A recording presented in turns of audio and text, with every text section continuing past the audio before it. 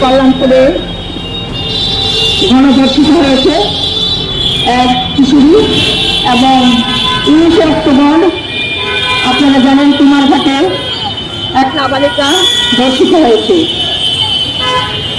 আপনারা জানেন শুধু এই ঘটনাগুলি প্রকাশ্যে আসছে, এরকমও ঘটনা আছে যেগুলি প্রকাশ্যে আসছে না, কিন্তু আমাদের এখানে একটা রাজ্য সরকার আছে, ওনাদের কোনো হেলদিও নেই। আমরা দাবি করছি আমরা আজকে এই গণধর্ষণকারীদের গ্রেফতার করে দ্রুত বিচার করে দৃষ্টান্তমূলক শাস্তির ব্যবস্থা করতে হবে। আমরা দাবি রাখছি এবং পুলিশ প্রশাসন তৎপরতার সঙ্গে এবং গ্রেফতার করতে হবে এবং এফআইআর নিতে হবে। আমরা দাবি রাখছি এই ত্রিপুরা রাজ্যে মদ ও মাদক দ্রব্য নিষিদ্ধ ঘোষণা করতে হবে। এই দাবির ভিত্তিতে আমরা এই বটতলাতে এই যৌথ উদ্যোগে আমরা বিক্ষোভ সভা করছি।